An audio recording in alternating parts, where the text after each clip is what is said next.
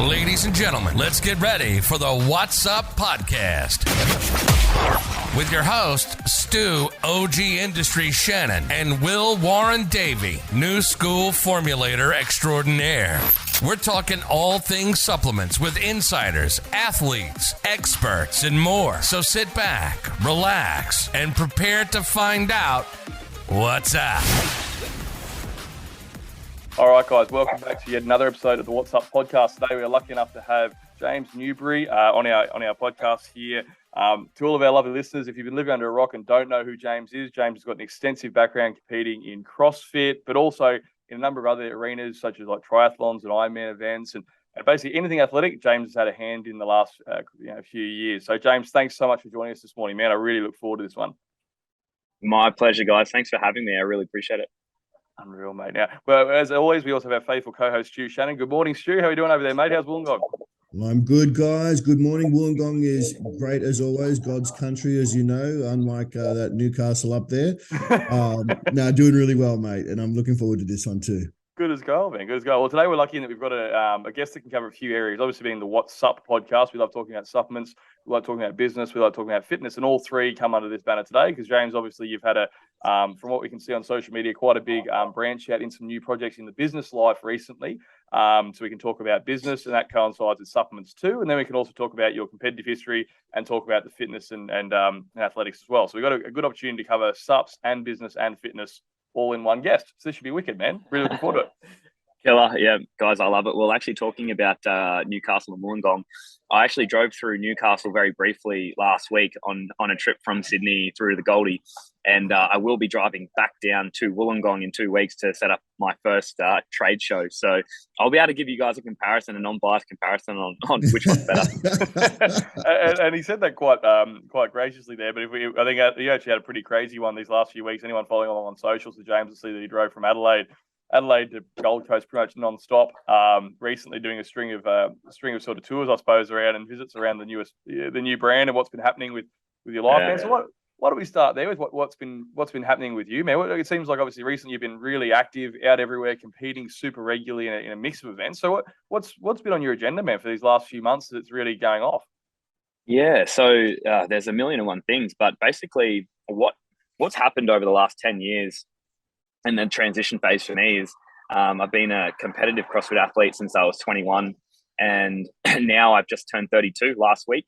I've basically taken all my focus as a full-time athlete, trying to get in the gym and training, doing double days, 5 to 6 days per week, taken all my focus from there, which was basically nothing other than that for a good portion of my life. And now have kind of transitioned that focus into running businesses. So I still get to get out and, compete and kind of play once a month at least. I'm usually competing once a month at the moment. And that really just depends on what tickles my fancy at the time. But I've run a gym for the last 10, 11 years as well. So I kind of had a little bit of a hand in there. But then when I transitioned into competing full time, I basically took my focus directly into that. And in most recent times, we've just established a plant-based supplement company, which I've been wanting to do since I was young, 19. Not specifically plant-based back then, but nowadays since 2019, I've been plant-based, but I've always wanted to have my own supplement company, and we've finally done it, and it's great. And I'm also dabbling in swimwear too. And then in the new year, we'll be launching our plant-based or vegan cologne too. So that's another thing that's coming on in the cards. And alongside of that, all that stuff that's going on there, I've got strongman comp coming up. I've got Victoria's Strongest, which is in a couple of weeks. So at the moment, I'm cutting 6 kilos of weight, which I've never had to do before in my life. I'm about halfway now, and I've got a couple of weeks left, so I've got about 3.5 kilos to go. And then I've also got on the same weekend, so on the Saturday is Victoria's Strongest, which is a qualifier for Australia's strongest man in the under 80 kilo category. Usually sit around 87 kilos, so it's a bit of a change for me. And then on the Sunday of that same weekend, I've got a Melbourne half Ironman, so 70.3. And then 2 weeks later, I've got Bustleton full Ironman. And then in the new year, I've got an international as well. But I've actually just been told last night that I might be competing the weekend whilst I'm in Wollongong setting up the trade show. So I might actually be competing at that same competition. Running around doing the taste testings for people whilst you're there. You can literally take the cups with you and just relay behind people and just give them the seriously. Seriously. So, yeah, cool. like, so, yeah. That's wild, man. What a schedule. James, are you aware that in Japan there's a cause of death called karoshi, which just means working to death? Are you worried about karoshi at all? It is honestly in the last like 2 to 3 weeks, I have worried about karoshi about 15 times. Man, how do you change those modalities? Like obviously a lot of the people you've been interviewed on a lot of big podcasts, and I suppose a lot of people really delve into your training methodologies and what modalities you switch between. But I think more so in the last, by the sounds of it, 10 years, you've been really big with CrossFit as your main wheelhouse. But what it seems like in these last few weeks, you've gone berserk with strongman comps, Ironmans, triathletes. So this is probably the most diverse your training's probably looked like in the last decade, I'd imagine.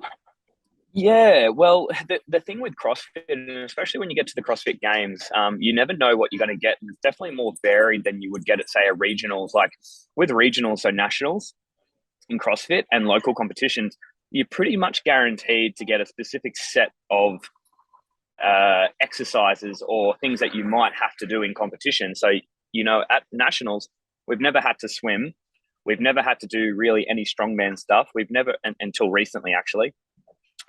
We've never really had to get outside of the box of just, general CrossFit that you'd get, like pull-ups, handstand walking, deadlifts, clean and jerk, snatch, muscle-ups, handstand push-ups, pistols, all that type of stuff. But now, once you transition into the games, you're going to get swimming, you're going to get riding, you're going to get triathlon modalities, you're going to get strongman, you're going to get stones, you're going to get logs, and then you're going to get all the other things as well. So from 2016 onwards, I was already dabbling in a big mix of everything, and I wanted to be as well prepared as I possibly could for whatever came at me. So every sport, no matter what it was, I had a crack at: high jump, shot put, strongman, powerlifting, ollie, basic gymnastics, surf lifesaving, you name it. Like, I've had a crack. So just in case it ever popped up, if it was even just one time that I got to touch a piece of equipment or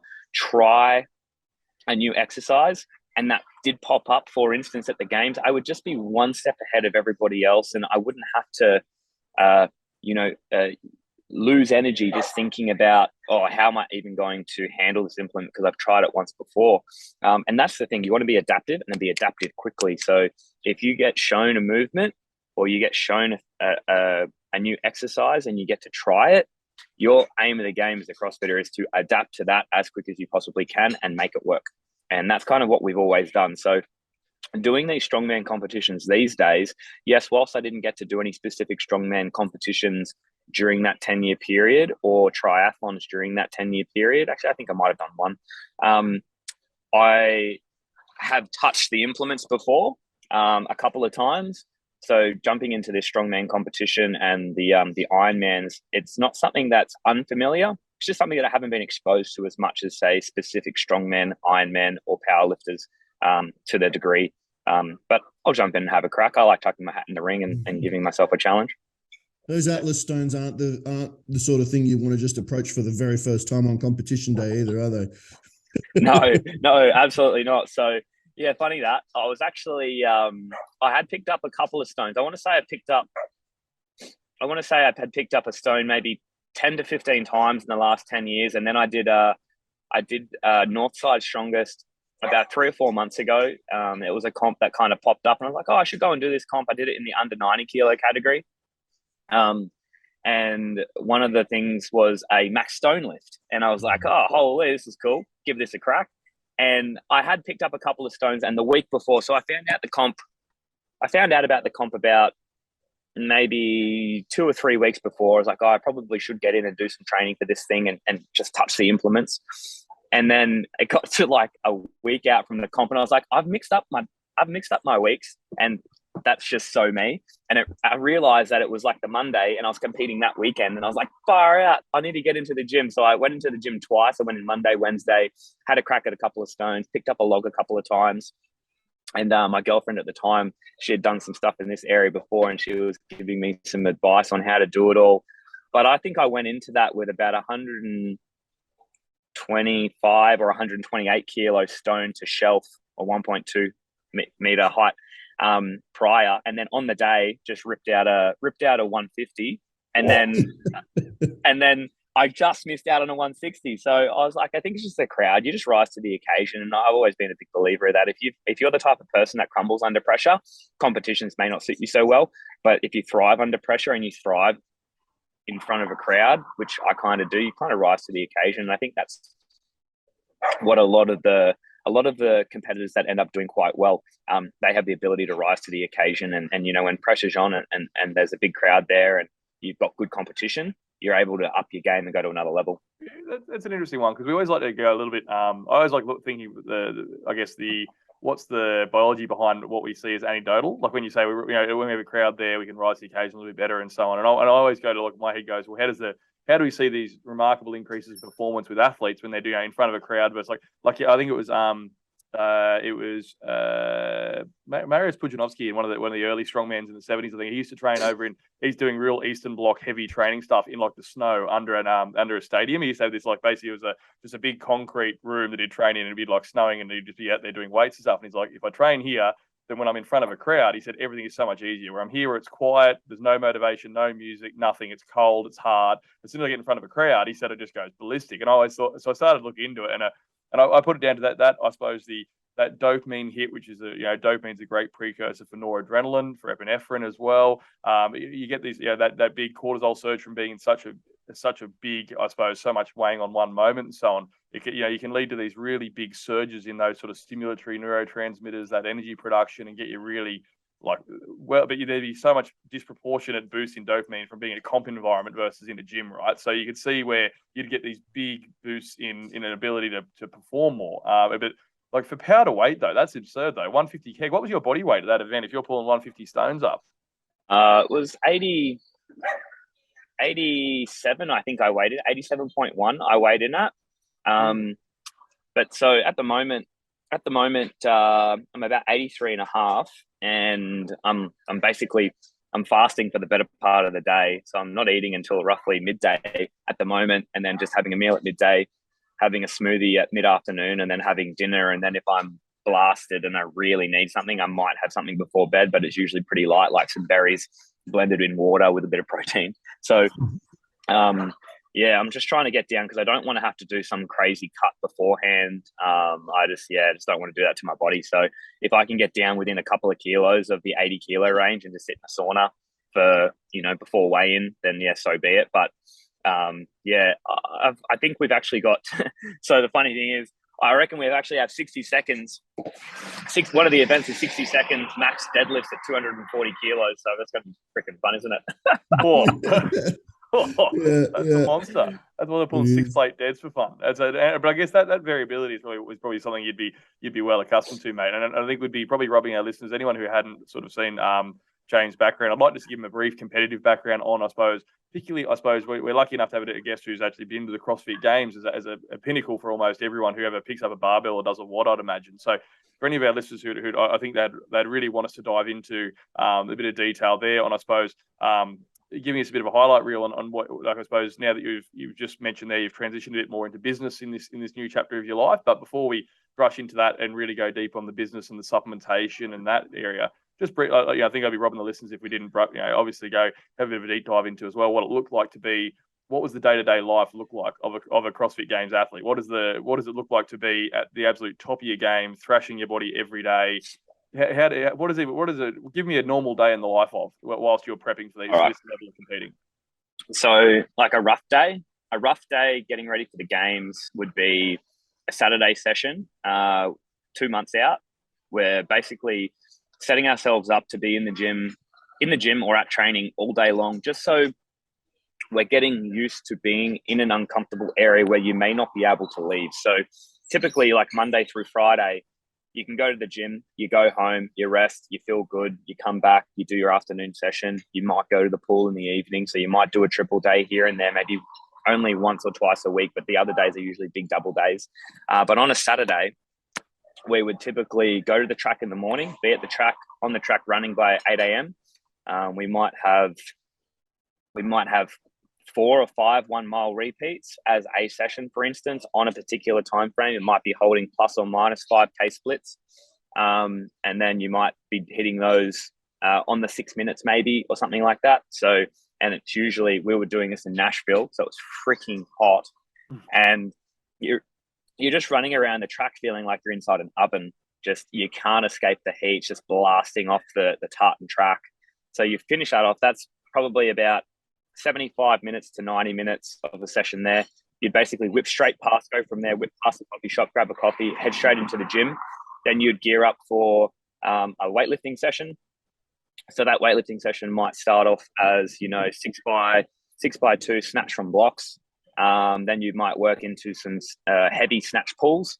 Then you might go into some strict press as a more of a raw movement. And then after that, you might have a quick 15-minute break. And then from there, you'll bust straight into maybe a Metcon. It might be like a 5-rounder, or it could be like an AMRAP, or it could be 40-minute, every minute on the minute type movement, something cardio, which mixes in some of that weightlifting movement that you just did probably into some higher rep ranges, and mixed in with maybe some running or some rowing or something monostructural like bike erg or something like that. And then after that, you might transition into, say, like a skill gymnastics capacity building piece, which might go for, say, 20, 25 minutes, which could be, toes to bar, handstand walking, rope climb, sled pushing. And then after that, you might transition into an accessory piece, which would be a mashup of say some strongman stuff. It could be just like carry a sandbag 20 meters, drop it off, carry a yoke 20 meters, drop it off, carry a tombstone 20 meters, drop it off, take a 2 or 3 minute rest, repeat for 5 rounds, but do it in your own time. So more for quality rather than for time.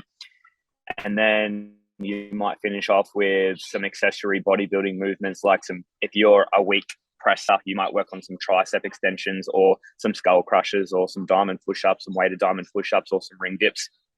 And then you might mash that with a bit of core work. So it might be L-sits or some strict toes to bar. And that would be morning session done. And so once you finish that, might take 2.5, 3 hours.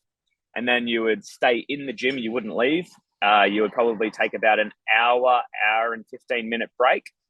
Maybe sometimes a little bit longer, just depending on where you're sitting at that time. And then you transition into afternoon session. And that afternoon session would be kicking off maybe between 2 and 3 o'clock. You'd have some food in between there. And then that afternoon session, if you snatched in the morning, you'd probably clean and jerk in the afternoon, or just clean, or just jerk, one of the different modalities there. You'd probably do a similar set to the morning, but just in a different format. So you might be going, 5x3 clean, and it could even be a clean complex. And then out of there, you might transition into a power movement. It could be a deadlift or a squat. And then if it's not that, then you might transition into, typically leading into the games, we would either work on like a 20 RM of a back squat or a front squat. And I think what we did actually a 15 RM front squat, and the year before we did a 20 RM back squat. And that's what we were building into, trying to get our back squat ability up high in the high rep ranges so we could repeat this at the games if we had to. And so once you finish that, then you might transition into maybe 2 short metcons. Like if we did long ones in the morning, we might do short, medium ones in the afternoon. So it could be just a really fast sprint, or it could be a dumbbell snatch speed ladder, or something short and sharp that takes like 2 or 3 minutes, but you might run through it a couple of times. And then after that, you might hit a quicker style metcon. It might be like a 4 round per time, 5 muscle ups, 5 ring muscle ups, 15 cow assault bike, 10 overhead squats. Get it done as quick as you can. Might be a 7 or 8 minute workout just to get you moving at a bit of a quicker pace. And then you might transition to finish off the afternoon. You might go into a longer a longer like single session modality piece, it could be like a 5-mile run in a weight vest. Between every round, you might be hitting like 50 push-ups and 100 air squats or something like that. And then after that, we would, by that stage, it's probably 5:30, 6:30, somewhere there. Then you might finish off with a little bit more weakness-based stuff. So it could be like something easy and you just do it for quality, which would be like maybe a handstand walking obstacle course or something like that, just to get you upside down, feeling what you might get at the games. And then we'd jump in the sauna, finish off the night with a sauna, and be out of the gym by 7:15, 7:30, sometimes 8 o'clock. And that would be the day. James, I got one word for you, which is karoshi. Isn't that wild though? Yeah. I want to make the switch over to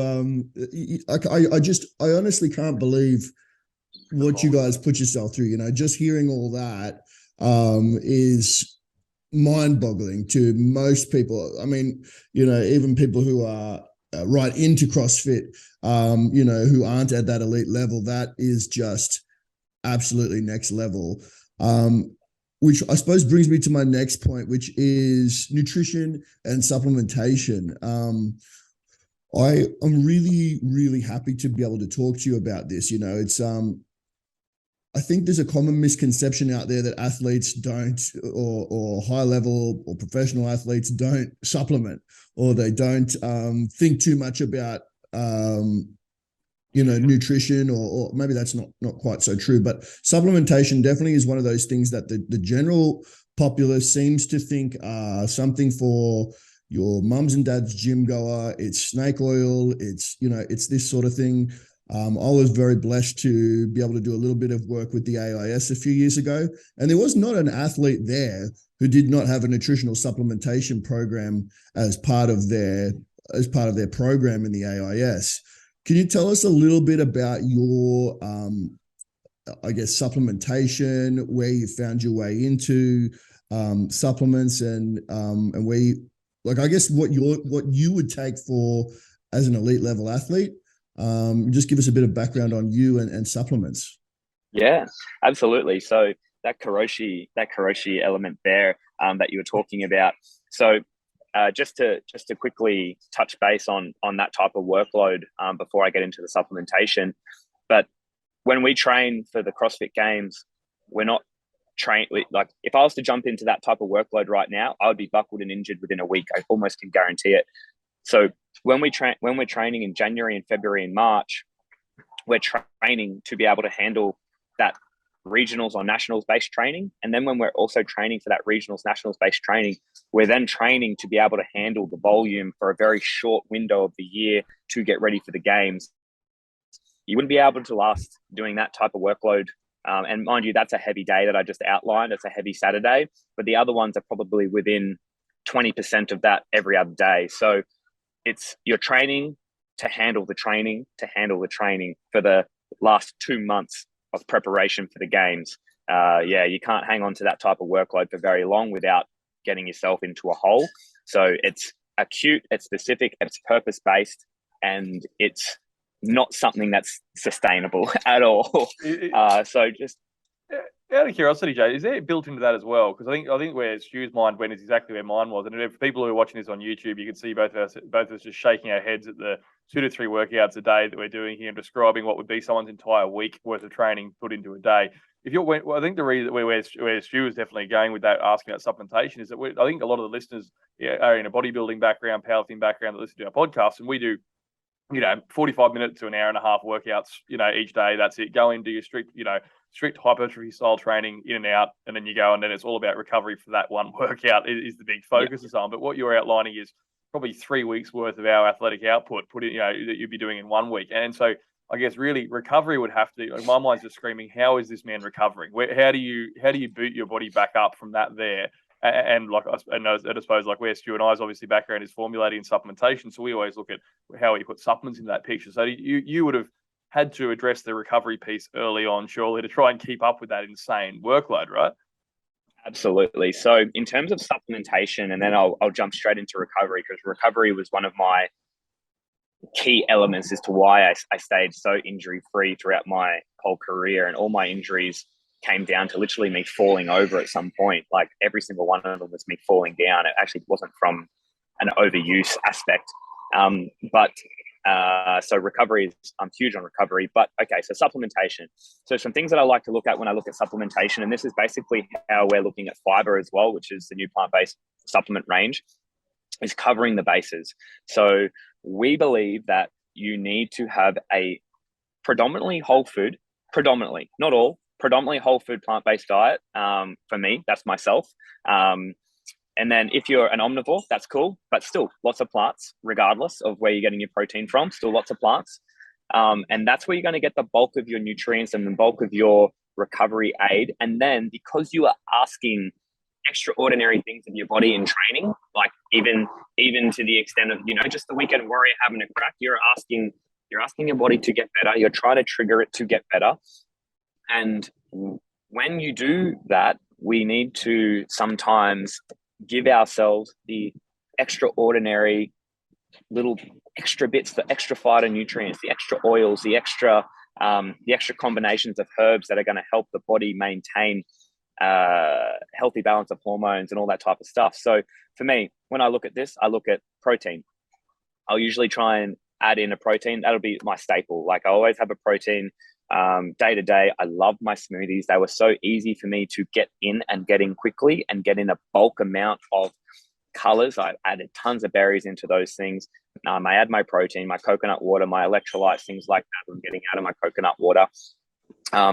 I supplemented with creatine, and especially being plant-based, I would always have 3 to 5 grams of creatine a day. That was just a staple that I had. So I'm covering my protein, always having a bit of creatine. I would always have a really good quality, like phytonutrient botanical complex, like a multi-food. So a vitamin complex there. As well as that, I would always look at my oils as well. So I was using the ATP golden oil. So covering my oils in that respect as well. So protein, oils, creatine, what else?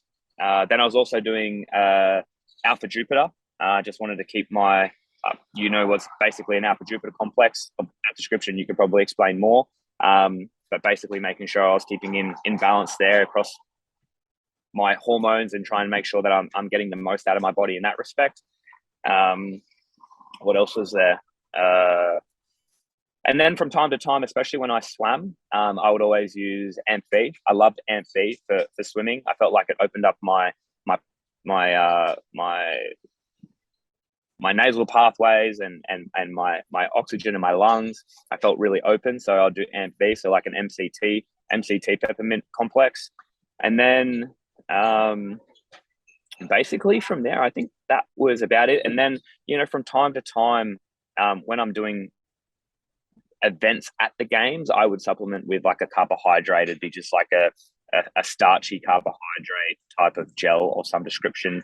And then, back in the day, I'd use infrared too, which was like a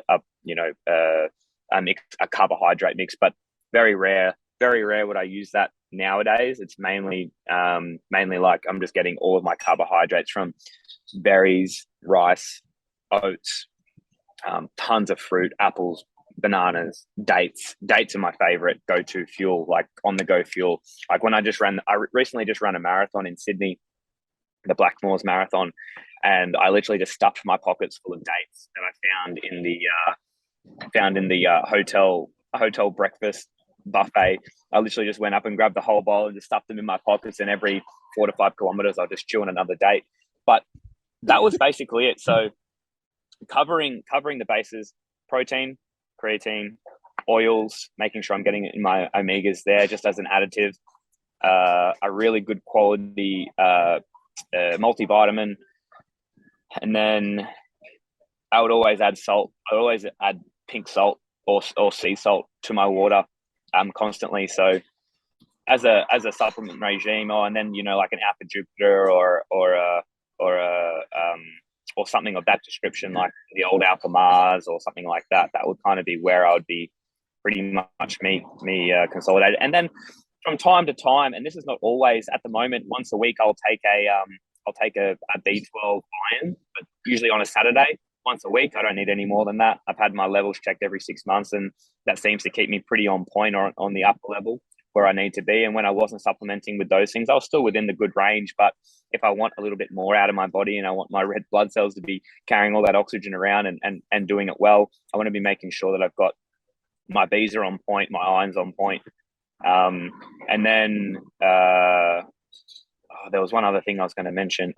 And then every maybe third or fourth day, if I felt like I wanted it, I would do a magnesium before bed. But I was getting in the float tank so much as a recovery tool that my magnesium was off the charts anyway. Like literally, I got that tested and my magnesium was through the roof just because I had a float tank at home. Yeah, just soaking in all those Epsom salts.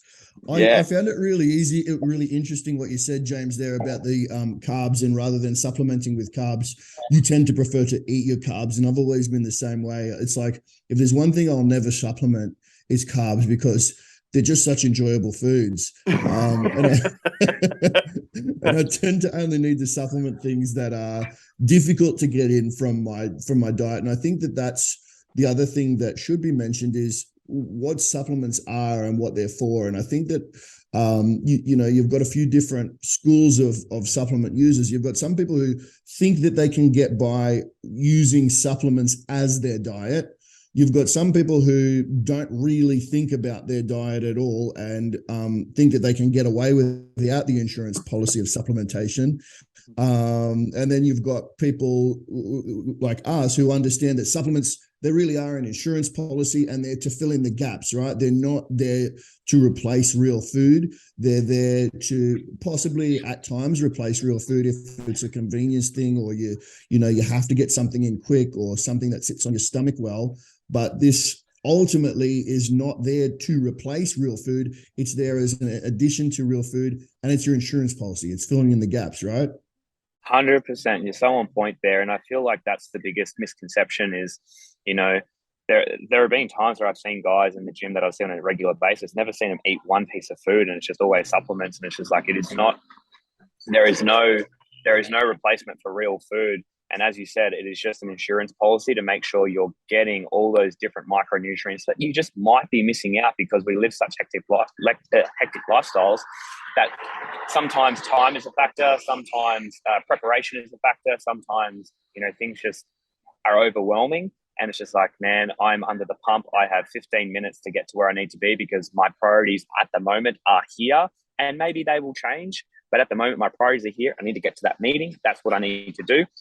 Therefore, I'm going to chuck some oat milk in a blender with a punnet of berries, a bit of protein, and maybe a little bit of coconut oil. And then I'm done. And I've got some fats, I've got some carbs, I've got some protein, and I'm hydrated, and I'm out the door in 10 minutes, whereas, typically if you've got the time to do it, I'd sit down and I'd probably cook up some tempeh, cook up some kale, get out the seaweed and do all that type of stuff. And sometimes you just don't have the ability to do that if you have some priorities laying elsewhere, or if you're expecting an abundance or some extraordinary things from your body. You might just like to just give yourself that extra little bit of additive bonus on top of your great diet that you already might have. You just might want to chuck in some extra multivitamins on top, just to make sure you're covering your bases so you don't get caught out later. It's better to have it and not need it than need it and not have it, right? 1,000%, man. I love that when you were on multi-food. So for the listeners who didn't know, James is obviously sponsored previously with ATP Science, who's a great company that did a lot of really cool sort of products that covered bases. And I think the cool part there was with like multi-food, for example, that was a plant-based multivitamin product that sort of had a lot of your naturally occurring like phytonutrients and so on there. I like that you covered on micronutrients, because I think a lot of people focus on, particularly in the bodybuilding circle, we all focus on macros, right? But micronutrients are what make the macros actually work, right? Like you need your B vitamins for carbohydrate metabolism. To actually use those carbohydrates, you require B vitamins, magnesium to help the insulin actually bind to the cell and carry it into muscle, and actually make it as glycogen. Like you need the nutrients to do it. And I think you're probably having such a heavy plant-based diet, your micronutrient status would probably be better than 90% of the gym bros out there. But it's really useful, particularly when you are expending extra. I mean, even with like the busy, hectic lifestyles the average person leads now, things like real basic foundationals, magnesium, like it was I suppose, luckily you had that as a recovery modality, but something like 70% of the Western, this was the US population, is thought to be is suboptimal in their magnesium levels. And I think it's your body's off switch, right? And a lot of people have got a lot of on switches these days, and a lot happening. So having even just basic supplements that are your micronutrient focuses, whether it's multivitamin, magnesium heavy would be great for 99% of people I cross paths with, but especially athletes. And I'm assuming most listeners who are tuning in today for your episode, James, would be very much athletically minded. They'd be good at high volume workouts. They're doing a lot of like Metcon, CrossFit, WOD style training. You guys should really be looking at your magnesium supplements, at your basic micronutrients. You should be looking at your protein requirements.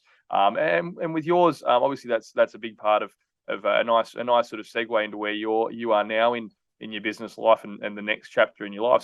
So walk me through first and foremost, when you are doing these high workloads, competing regularly, where do you like your protein intake to sit in terms of like actual numbers wise? Give us a rundown of what your macros look like, and then lead into, I suppose, when you have done your own supplement company and starting with this, where is that led? Where have you started first, and what does it look like?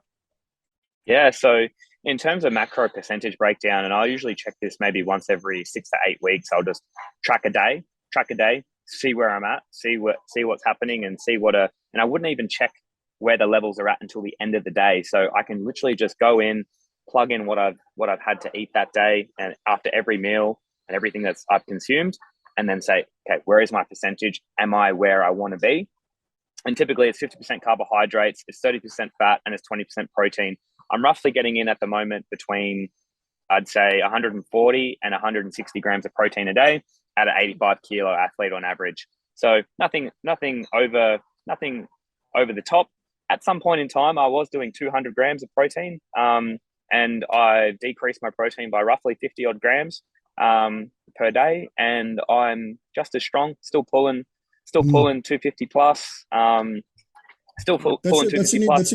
That's probably an important note there too, James, for people who are listening. And obviously it's well known that you are a plant-based athlete.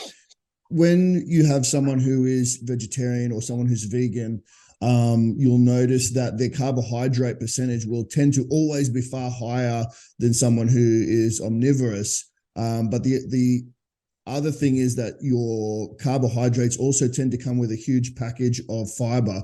So it's like people say, how can you be eating that kind of percentage of carbohydrates and not be putting on masses of body fat? And it's like, well, most of your omnivorous people, their carbohydrate sources are things like junk food and French fries and all that sort of thing. And so we're not getting the fiber there, right? A lot of your carb sources are coming from vegetable sources and fruits and all this sort of thing. So this fiber that you get with it actually slows down the rate that the glucose enters the bloodstream. We don't get that same insulin response, and therefore we don't store the body fat that someone who's just eating pasta all day long will be getting. Right?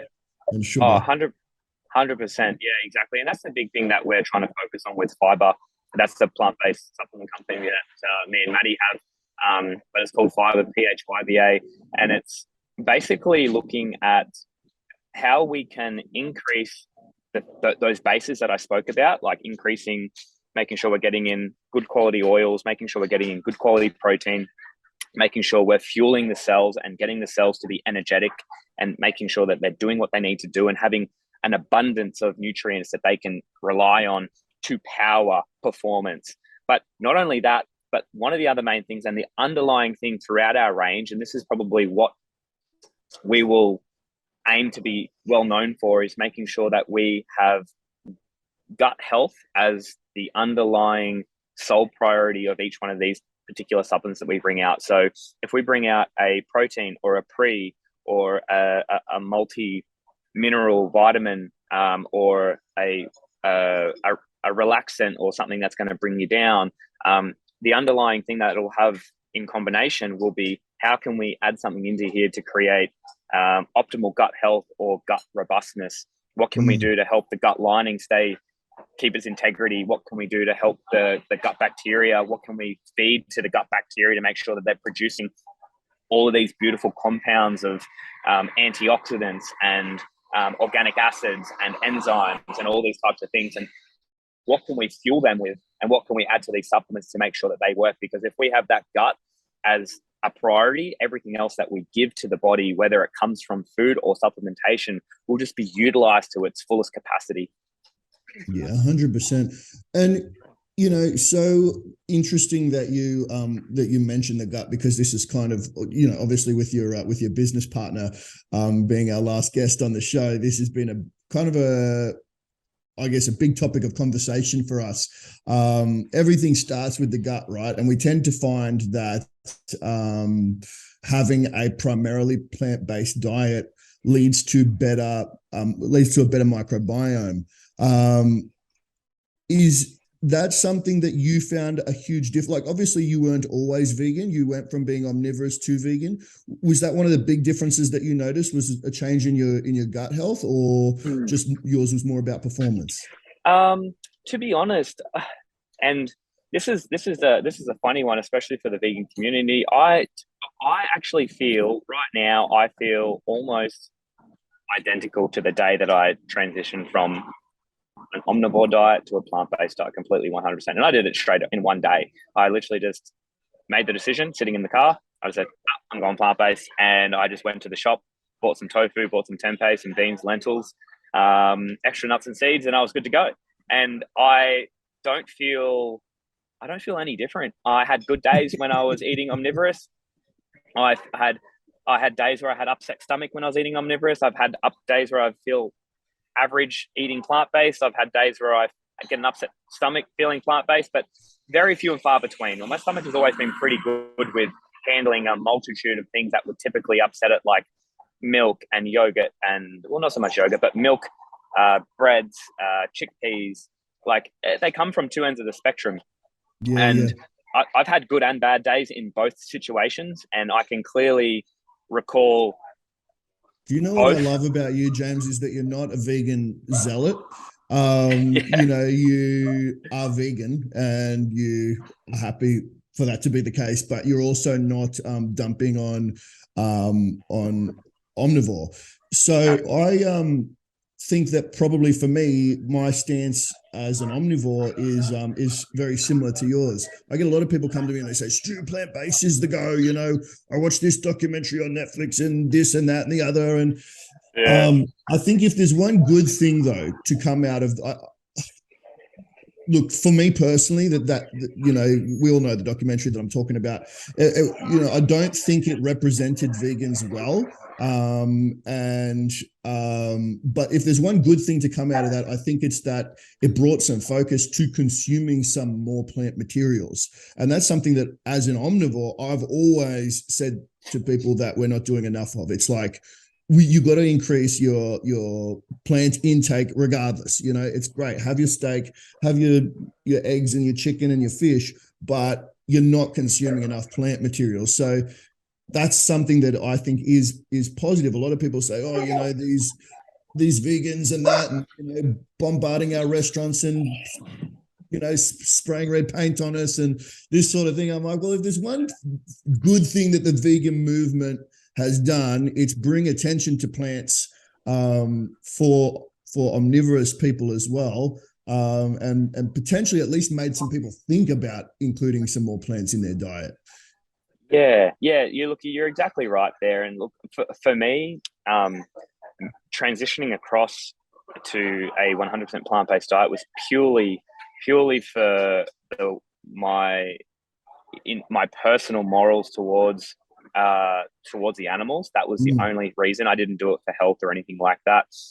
But what I feel like I can do is, I don't ever want to be one of those pushy, this is the only way type of people. All I want to do is, if someone wants to live, or someone has had the idea that they want to live a completely 100% plant-based style of life, just showing them that if you want to do an Ironman and you want to be strong and you want to do all these things, the diet will not, if you do it right, the diet won't impact you. So I've never had to modify my daily routine or my daily goals or my dreams or aspirations based on what I eat as a vegan athlete.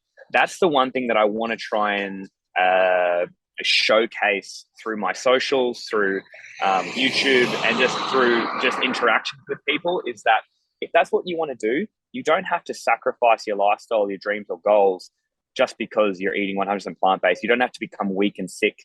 You don't have to do this. I feel like getting all the nutrients in a plant-based diet is doable and easily doable, but it's not intuitive.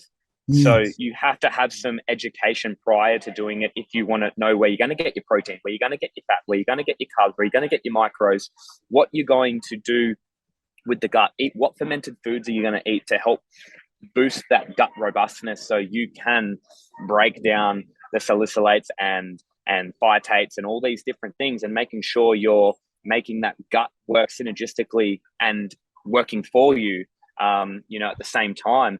That's all I want to do. I think that's probably true though. And I think it's probably true for omnivorous athletes as well. It's like, if you're not thinking about all those things, the macronutrients, the micronutrients, all that stuff, you are going to be suboptimal, whether you're 100%. vegan or whether you're omnivorous. I can try and be a competitive athlete eating McDonald's 3 meals a day, and I'm going to be performing at a suboptimal level. I can be vegan and getting by on Oreos, and I'm going to be suboptimal, right? So being 100%. Suboptimal doesn't have anything to do with whether you're vegan or omnivorous. It has to do with the fact that, are you getting what you need? And I think everyone needs to think about that. And I think most people who are omnivorous assume that they're getting everything they need when probably they're a long way from it. That changed a lot for me into the formula. That influenced me a lot, actually. When Game Changer came out and actually put out, I suppose, a big focus, like you said, Stu, on people actually taking note of, hey, I should probably be eating more nutrient-dense foods. When I started, it took my focus. I was traditionally formulating more with botanicals, a lot of adaptogenic stuff, a lot of more of your naturopathic herbs, and then your amino acids you'd see in your sports products, your creatines, your citrulines, and combining those. But where I really saw some magic is I put a lot more focus on micronutrients in the last probably 6-12 months, and how much better customers responded when you had those covered. And I realized very quickly it's because so many people have suboptimal levels, right, of a lot of the keys, guys, like a lot of your zincs, your magnesiums, your iodines, your B vitamins, your seleniums. When you introduce those in combination with the herbs, in combination with the amino acids, people just felt like they were on crack. People felt incredible. They had so much energy. They were exuberant. They had vitality. They slept better. They had more like energy, libido. They recovered better. And you're like, how can this be making such a big difference? Like, there's like what's here? But it's because the diets are so lacking, and we have such unfortunately in Australia we've got very, very old soils. Like I was a geologist in a past life, and we have a very tectonically stable continent, right? Our soils are very, very old. They're very weathered, so our topsoil doesn't have a great deal of nutrients to begin with. And then we've also had industrial farming practices for the last 100 years. So on the food content, even if you were doing your best, it's quite hard to try and make sure you get the micros in. And you had a really good point there, James. You said you can't just eat intuitively and cover your bases anymore. You can't just go, oh, I think I'm good. I can't just wing it. You can't just go, I'm hungry. I'll eat more on this. You have to be educated, walk into these things. And that's where supplements fill that gap perfectly, going, go ahead, have your intuitive diet-based lifestyle, try and make your best educated decisions around how much plant, how much material you need, but really make sure you're covering your bases nutritionally, because those are the things that make everything else in the body work properly. You need to have them covered, right? And going down a step, like probably upstream of that even, is making sure the gut can absorb it. And not to brush over something you touched on there, I think I've seen, obviously with Matt Legg involved in the project, there's always some innovation. There's always some new things we're actually seeing coming in. Now, you guys are pretty new to market. I'm not sure if you guys are open to talk about it yet, but there's something a bit different from what I've seen early on in this particular project. And you've been talking about gut a lot so far on this podcast. So I suppose, would you want to walk through, what your difference is with the supplement company you've started with Matt on how you're doing these things? Have you got Yeah, absolutely. I'd absolutely love to. So basically what we've done, and this is going to be the underlying basis throughout the supplement range that we come out with, is Gut Matrix. So Gut Matrix is basically a combination of prebiotics, probiotics that feast on particular substrates that produce a postbiotic matrix, which is the compounds produced from your bacteria feeding on particular prebiotics, whether it be aloe vera, which we've used at the moment in our plant protein, or whether they're feasting on something else. But the compounds that we're looking to produce are the things like, glutathione or the digestive enzymes to help absorb and assimilate these nutrients that we're giving to the body, and not just from the protein or from a pre or from a multivitamin, but from all the food in your daily diet. So not only is this stuff going to help absorb that specific supplement that you're taking and receiving this postbiotic matrix in, but also the food that you eat when you sit down for brekkie and you have a avocado and sourdough. It's that underlying basis and those specific strains of bacteria that we're looking to introduce. So for instance, let's say you say you've got 1,000 strains of bacteria in the gut. Let's just give it that number. And you go through a antibiotic phase as a kid, which most people probably did, and you wipe out a ton of those colonies of bacteria in the gut, and you find it hard to then recolonize, or maybe you never recolonize it all ever again, and you try and take a probiotic post-antibiotic phase to try and help recolonize. Maybe they're transient, maybe they're not, maybe they colonize, maybe they don't. What we can do is we can take, say, those particular sets of bacteria, we can let them feed on a particular set of prebiotics, create the compounds that we're looking for, and then just introduce them back in. So you're actually bypassing the step of the bacteria that you may not actually have in the gut. So we can help give you these health benefits, longevity benefits, all these different things, the gut robustness, rehealing the gut lining, helping us assimilate these nutrients via this gut matrix. And this gut matrix can be then targeted towards each supplement. So we could have one for protein, we can create one for an oil, we can create one, or like your omega blends, we can create one specific for those things that actually help to assimilate those things. So this is what's so unique about fiber, is that it is target specific, it's controlled, it's science-based, and it's all natural plant-based stuff.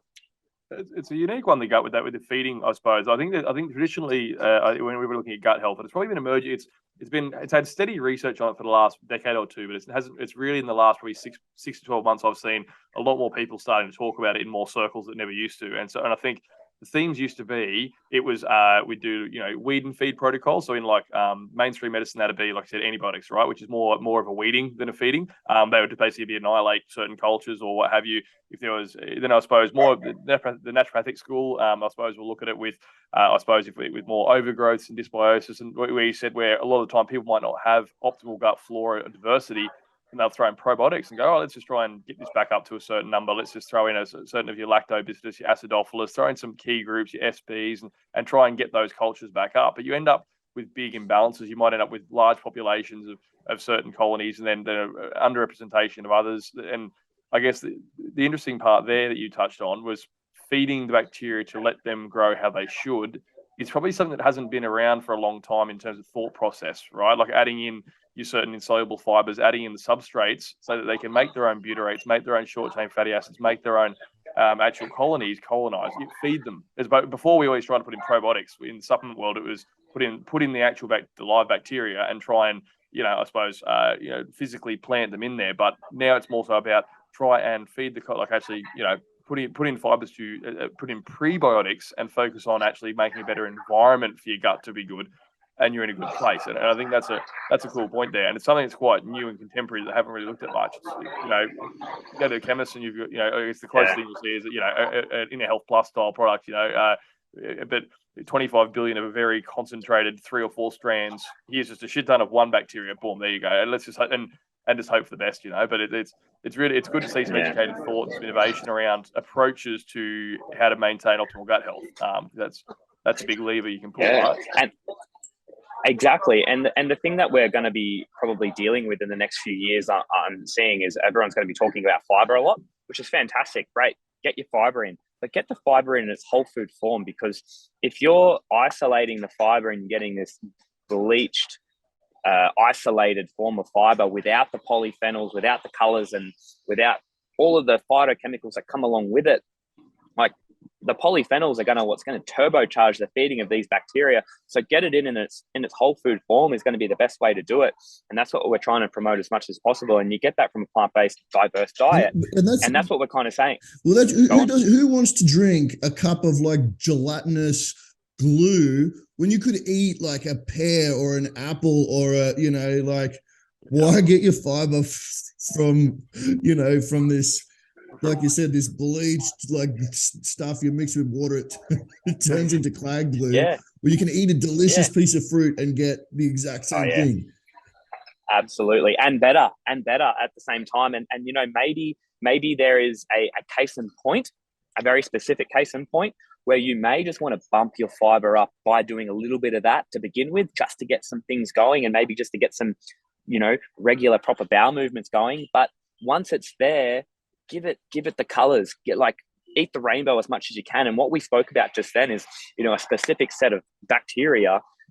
We want a diverse, what we've seen, and we know really at the end of the day, we know fuck all about the gut and everything in the beginning as we see it right now. But what we do know is the people that are thriving the most, and the people that are living the longest, and the people that are performing at the highest capacity, in whatever it may be, it's people that have a diverse set of gut bacteria. And the way that we can promote that is a diverse diet. Diversity is key.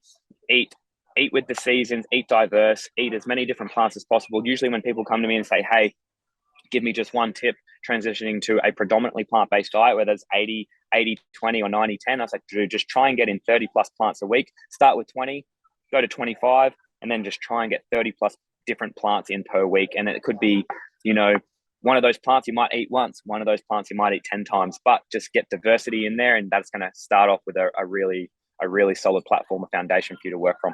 I like to touch on polyphenols there, and I guess looking at it's very an unavoidable topic with plant compounds. They're for the listeners, polyphenols are technically, I suppose, poisons. They're things that would innate defense systems in your plants. They're in like the stems, the leaves, the peels, the rinds, the things that I suppose we traditionally discard in our diet. But they're really great compounds. They can work on as antimicrobials in the gut. They can work on helping boost our immune function. They can help on everything from like circulation, metabolic rate. They're amazing things. Polyphenols. I think it's something we've touched on a few times, just with different guests from different angles, and seeing that a lot of the things that we've found to be beneficial in the supplement world, your green teas, your resveratrols, a lot of your red, your pomegranate extracts and so on, like these can be really great things. And I suppose they seemingly unrelated, but they're all under that polyphenol umbrella. And I think it's going to be a really big thing in the supplement industry in the next probably 1 to 2 years. Will be a big focus on these innate defense mechanisms we saw in plant-based things put into supplements to help people replace what they're not eating.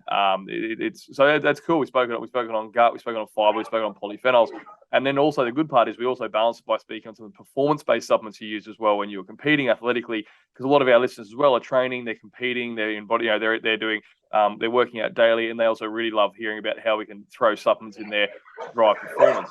Now, one thing that's kind of stood out, just to sort of throw it back into there, because obviously protein is a big part of your supplementation as an athlete there. But in terms of what I'm intrigued by is when we're talking about recovery modalities and so on that we had there before, and recovery specific ones outside of protein, was there ever use of things like your essential amino acids or EAAs or BCA blends or anything like that as well, or any sort of other glutamines or anything like that that you'd use traditionally? Or back in the early days of CrossFit, and when I was doing a little bit of just standard bodybuilding, through being a teenager and playing rugby league, I was doing glutamine back then on like a daily basis for months at a time.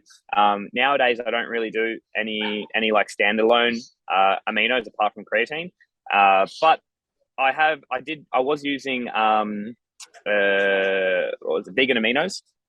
I was using vegan aminos for a little bit there, so that hydroxyproline complex with the EAAs and things like that. So I did do a little bit of that from time to time. I don't really do that anymore. I feel like I'm getting everything I can need and want out of fiber, which has all the essentials and other bits and pieces. And I'm eating a pretty diverse set of nuts, seeds, legumes, beans, tofu tempeh, all that type of stuff. And I feel like I'm getting everything I need, and I feel great sleeping well.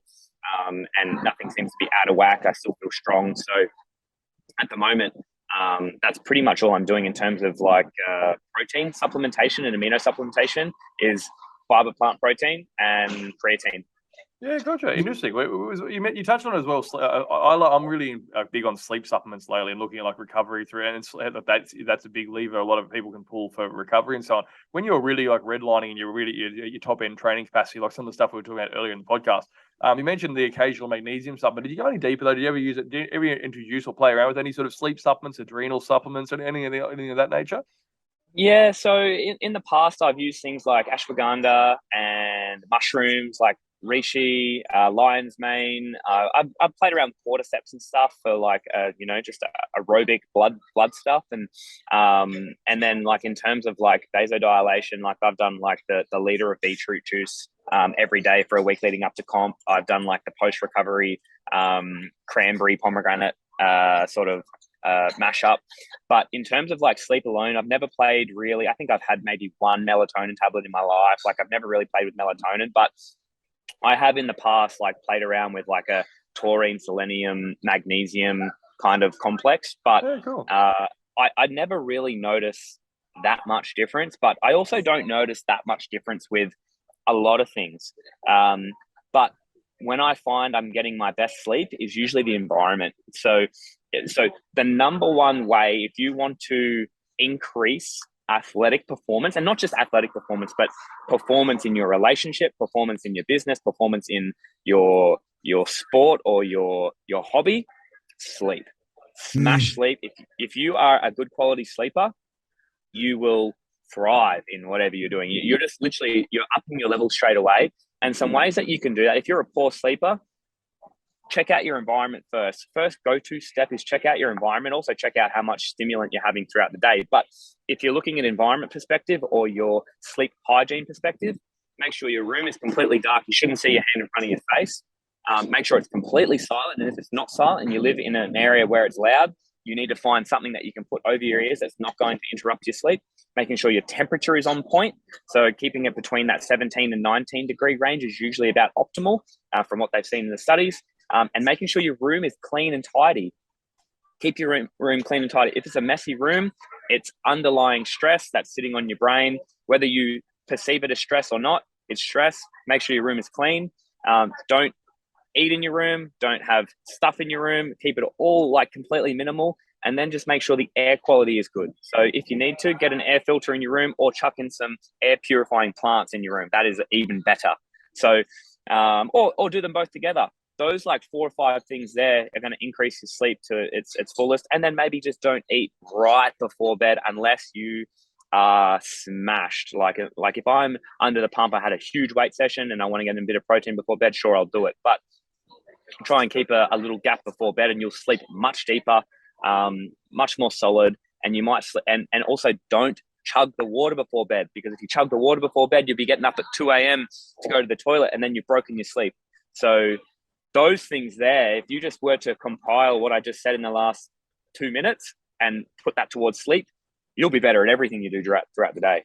Oh, it's huge. It's such a good area, isn't it? Sleep is one of those things. Like I think we're lucky in that there's been some real like progressive minds, like the likes of Dr. Andrew Huberman and stuff with his podcast, which is really popularizing now, where he's talked a lot about sleep hygiene, your circadian rhythm, how to set your body clock, how to optimize sleep hygiene as well. And it's good to see some life hacks being thrown out there. Thanks for those ones, because I think it's nice. What I always try and do when I'm doing seminars or talks is try, and I know Stu, you've helped a huge range of people from athletes right through to everyday mums and dads, and you need to give them a combination of lifestyle and supplement hacks to try and help, because it's all well and you can't out supplement a crappy lifestyle. If you've got like screens blaring, you've got TVs on, you've got lights on, and you're trying to sleep, it doesn't matter how much ashwagandha, how much melatonin you put down, it's not gonna outdo it, right? So, but it was really good you mentioned adaptogens, because I was quite surprised. I thought that would probably come up sooner in the piece. I'd imagine when you were. Did you ever implement any of those sort of, because what I really love is the ashwagandhas, the rhodiolas, schizandras, your cordyceps, your reishis. Those are really great herbs that can help make you more resilient, more bulletproof, really help you, I guess, more bounce back from stress better, sleep better, help lower cortisol, help modulate stress responses. So did you ever use any of those during those competitive environments, during those, like let's say you're at the CrossFit Games, you're locked in, you're there on site, you have to, you've got a huge week of athletic output ahead of you. Did you ever introduce any of these supplements, any of these sort of specific supplements to help bounce back from these, or it's more through? Yeah, more so through the training aspect, and that's actually an area that I probably forgot to mention just because there's so many areas to mention. But yeah, I definitely played around with like lion's mane, reishi, cordyceps.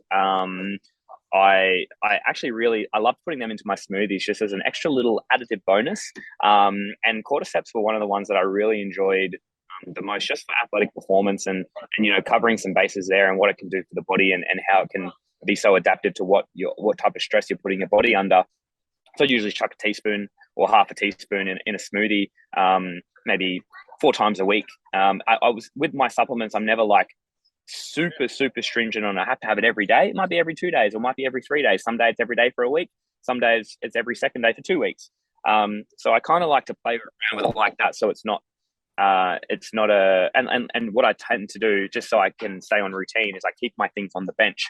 So if they're on the bench, I see them. If they're in the cupboard, I don't see them. And because we're probably all very similar in this respect, is that if they're there in front of me, I'll take them. If they're in the cupboard and I'm under the pump and I need to get out the door, then I won't take them. And it'll be until I open the cupboard and go, oh man, I forgot to have that today. So, but it's not the end of the world. It's only it's less than 1% of there if you do miss it. But yeah, I try and be consistent for a period of time, and then I usually just go keep it as a have it here, have it there, have it here, have it there, and not be too exactly precise after I've created a routine. Well, and look, fair enough. When you said before they're 1%ers and 5%ers, that's exactly how they're meant to be used. But the good point is as well, also for our listeners at home, I suppose when someone's I suppose you're looking at recovery, mobility, you're looking at training, you're looking at nutrition, you've got a good micronutrient intake as well. I suppose that's like the perfect environment for your biology to thrive, right? Like, so for anyone who, I suppose as well, alternatively, if our nutrition isn't that fantastic, if you're not getting a good range of fruit and veg and you're not getting the best sleep quality, you're not training optimally, you're not at your highest fitness levels and so on, then you might find that you respond in a significantly different way. I've had shift workers who just introducing reishis and ashwagandhas and stuff can change their entire life quality, but also if you're already really optimating an optimal level, all these things do is give you that extra edge in a competitive setting. So I like this recurring thing we've had throughout this year is we've got this big foundation of having that baseline nutrition there, then look at how the gut's actually going to use that nutrition, then look at training and look at how we can change those modalities there. And then supplements come in and go, where can we put these in to help people? And that's where Stu, you're in a retail environment. Every day of the week, you have people walking off the street going, how can I help? And you have to try and recommend things to fill gaps. James, you're having athletes, I'm sure, all the time DMing you, asking you, what are you doing? And now you've got your own supplement company. What's the first thing we're doing? Basics to fill gaps. So it's a cool theme. I like that's been running through the whole episode. That's a really nice sort of area, a really nice sort of underlying current that we've had there with most of the areas we've gone into. But look, I think what I wanted to do today was look more so into your business life, the supplementation of it, because I know a lot of your podcasts, especially recently with some other big names on, have been around the competitive and the athletic side of things. But I really wanted to see now in this new chapter, focus more on your supplementation, focus more on where the business is going, what's different about the new things and what supplements we're using now. So, I apologize for our listeners if we did less on the, I suppose, the more, CrossFit focus or competitive aspect of it. But we're in a new chapter now. I wanted to see. Hey, don't worry, Will. They're listening to the Wot Supp podcast, so it's not the CrossFit podcast anyway. They'll be all right with it. We're going to ask James, just before Will wraps up, though, I've got to ask you one thing, because it always interests me to ask this of people who have gone from previously eating animal products to removing animal products. And I understand you've done yours purely through an ethical for ethical reasons. Do you ever just crave like a burger or a eggs Benny or do you ever sit there and go, man, I know that's good, like I crave it, or you don't even crave anymore? I feel like yes and no. So yes, in the respect that it's like, I could go a burger because I love sitting down for a burger. But nowadays it's so easy to just replace a burger, replace a meat burger with a veggie burger. And I've had, if back in the day, like a chicken burger or a beef burger satisfied me 9 out of 10 in a sit down meal, I can find a veggie burger these days that satisfies me 9 out of 10. And then I literally, the meal lasts 10 minutes and I'm good to go. So my satisfaction is it's not like I'm depriving myself of missing out on the burger. Just have a veggie burger instead, and I still get satisfied the same. So yeah, I'll think to myself in my mind as a standardized thing, a general population. I'm craving a burger. yeah, I'll still be like, yeah, man, I want a burger. But now I'm just craving, the quinoa patty or the beetroot patty, or,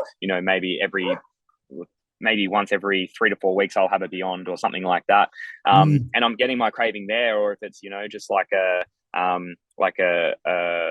schnitty or something like that. Nowadays, you can get a really sick tempeh schnitty, and I feel just the same eating that. And then, I'll herb it up with sick herbs and spices and make it taste epic. And, that's kind of what I crave these days. But yeah, look, I don't discount the taste aspect and the want to get that, that hit of endorphin rush when you sit down to a really nice meal. Like, I completely understand it, and I can appreciate it. But then I'm also getting my fix. If I want that eggs Benny, I can sit down to an avocado on toast with like a flax or a chia egg of some description, and I still get satisfied to the same degree. Yeah, nice. Good to find you found the alternatives, man. There's so many more than there used to be. I know that imagining back in 19 when you came up 3 years ago now, there were a lot less alternatives now. I think since in the last probably 12 months or so, there's been a lot more. I've noticed one in the sugar-free market. There's finally a lot more diet options in a lot of ranges between even in desserts, in soft drinks and everything. There's a lot more diversity in the diet in like low calorie or diet substitutions or alternatives, and also in the plant-based market, there's been a lot more alternatives and substitutions than there was previously. So it's probably a lot easier now than it was 5 years ago when it was literally just chickpea everything or nothing really. It was tofu 100%. Sundays. Yeah, that's exactly right. Like, honestly, it is much easier these days, and all the things that you could possibly want and crave, there is a substitute. It just might take you a little bit of time just to find it. And that's like, I went through a bunch of tempeh in the beginning and I hated them all. Like, I went through probably 7 or 8 tempehs and I was like, these are all disgusting. But then I found one I absolutely love. And now that's all I have. I just have that one, and it's good to go. Same with tofu, and I don't even really try to cook my lentils because I do terrible lentils. Like, my lentils are shocking. So the only way that I'll eat lentils is if I go down to Giri Khan, a cafe here on the Gold Coast, and get their lentil shepherd's pie, and they do it so much better than me. So I'll just get them to do it instead. It's good, man. It's good being up the Gold Coast. We didn't even touch on that change. We might even have to get you on for part 2 in future, man. There's a lot. I'm sure there's going to be exciting updates on business, on like what we're going to see out of this new fiber brand, or what. And as we sort of see some more things roll out in this new chapter, mate. But for now, thank you so much for well over an hour of your time. I'm really appreciative that you jumped on this morning. And thanks for giving all of our listeners a unique perspective on what I guess a vegan athlete or even CrossFit athlete or just anyone putting out a high workload needs to look at there. We had you're looking at your healthy fats, your omegas, you're looking at micronutrients there. We're looking at fiber, we're looking at gut, we're looking at protein intake, we're looking at the actual vitamins and micronutrients as well. So all that was really cool. I suppose deep dive into what it looks like to supplement for athletics, for all around covering your bases. It was really good, man. So thank you very much for your time today, mate. Really appreciate you coming on. Hey guys, my pleasure. I'm keen for part 2. Beautiful, mate. Thanks, James. Absolute pleasure. All of our guys, thanks for listening again. As always, hope you guys got a lot of value out of this episode. Can't wait for you guys to jump on, subscribe, like it, share it, tag it, give as much love as you can. Look forward to bringing out more content of the same.